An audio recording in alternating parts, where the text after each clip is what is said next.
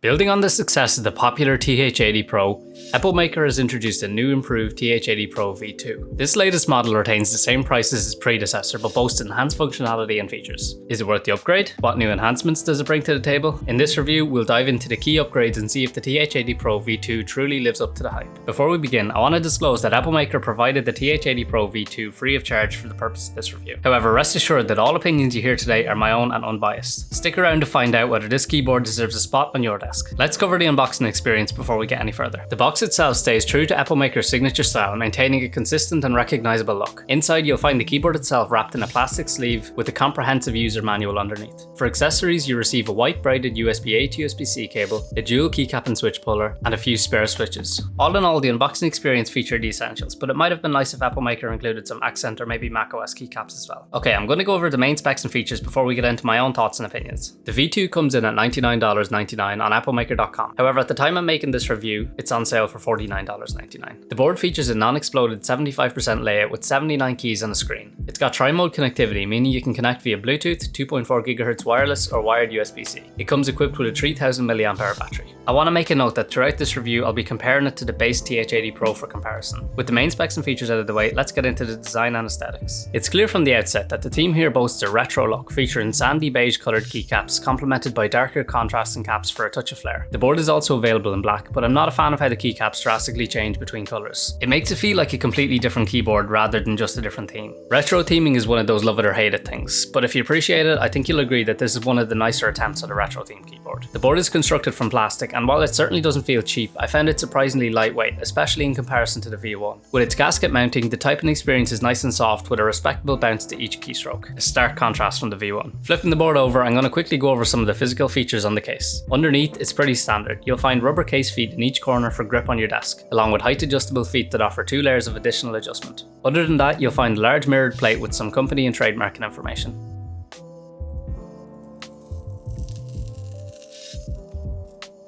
Transitioning to the edge of the board, the V2 features a 2-tiered case design, which is a nice subtle upgrade from the blander shape of the V1. The front, left and right sides have completely clean edges, while the back contains the connectivity zone. Here, you'll find a slot for the 2.4 GHz dongle, the connection mode toggle, and the USB-C port. Moving back up to the top of the case, there's a couple of notable features up here. First and probably most notable is the screen. I'm not entirely sure I'd call it an upgrade from the V1, which had a volume knob. By default, it displays information like the date and time, as well as a battery level indicator, connection mode, and operating system layout, providing a lot of useful information. Epomaker does ship a software tool that allows you to upload an image or GIF to this screen. However, for the purpose of this review, I'm not going to do it because historically I've never had a good experience with this tool. Just know that it is possible. There's also a metal plate on the surface, which initially I thought housed the 2.4 GHz wireless receiver. However, upon further inspection, I noticed it's just for design purposes. Let's talk about these keycaps. In my team, they're die-sub PBT in the cherry profile. For the most part, they feature left-aligned red-coloured legends. They're not double-shot, but the legends are still nice and crisp. Being die-sub, they have a nice subtle speckle to them, and they're nice and thick, which contributes to the board's sound. More on that shortly. Let me know in the comments if the A and B keys are in reference to something. Moving a layer deeper, the V2 offers a variety of switches, of which I've opted for Epomaker's own Mulan set. These switches are a 3-pin linear with a coat of factory lube for a smooth feel. At 47 grams of operating force required, they're quite a mid-force linear. I have to say, I was pleasantly surprised and impressed by the typing experience on this V2, although it's not exactly comparable because my V1 had heavy tactiles. I found the V1 typing experience to be super rigid and not very satisfying. Epomaker has made a significant improvement in this department in my opinion. The sound profile of the board is quite deep and talky with creamy tones as well. As I mentioned, I was really happy with both the type and feel and the sound. For the most part, the stabilizers performed quite well and sounded relatively balanced with the rest of the keys. However, after prolonged use, my spacebar developed a bit of a rattle. Okay, now let's cover off one of the major upgrades. The V2 is now VIA programmable, which means you don't have to install one of those third-party softwares from Epomaker. VIA offers a more user-friendly and recognizable way to customize and configure your keyboard. I'm not going to cover off VIA in this review, but let me know in the comments if you'd like a deep dive into that topic.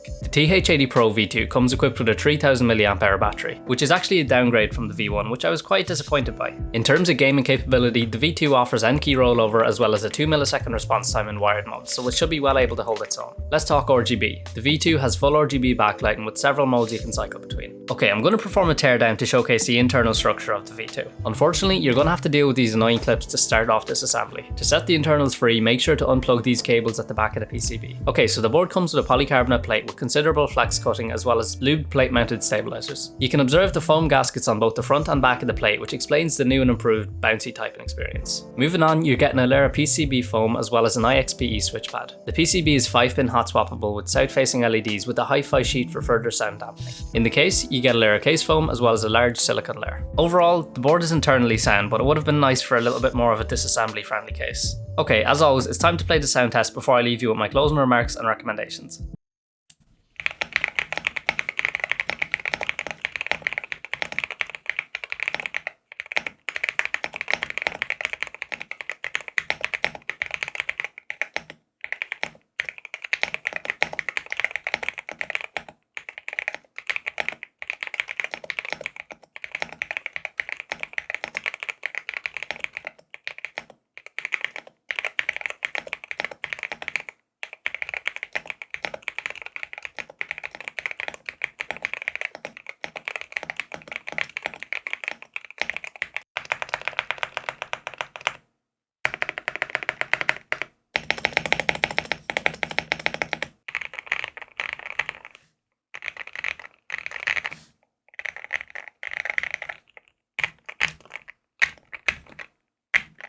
Okay, moving into my final thoughts. I had a pleasant experience with the V2. It certainly felt like an upgrade in many areas compared to the V1. However, calling it the TH80 Pro V2 doesn't quite sit right with me. To me, it feels like a completely different keyboard with no direct references back to the V1. I went into this review with a certain expectation based on the V1, so I think it would have been fairer if this keyboard actually had its own unique naming. Overall, the Epomaker TH80 Pro V2 is a solid keyboard featuring a retro design, lightweight build, and a gasket mounted system for a soft, bouncy typing experience. Tri-mode connectivity and VIA programmability enhance its versatility and customization options, although the 3000 mAh battery is a downgrade. The screen provides useful info but may not be as practical as the previous volume knob. This keyboard is a great choice for those who love retro designs, enjoy extensive customization, and prefer a lighter build. At its current discounted price of $50, the TH80 Pro V2 is an excellent choice. However, at its base price of $100, you'll definitely be able to find better. That concludes this review. I hope you enjoyed it. If you did, consider dropping a like and subscribing, as your support is greatly appreciated.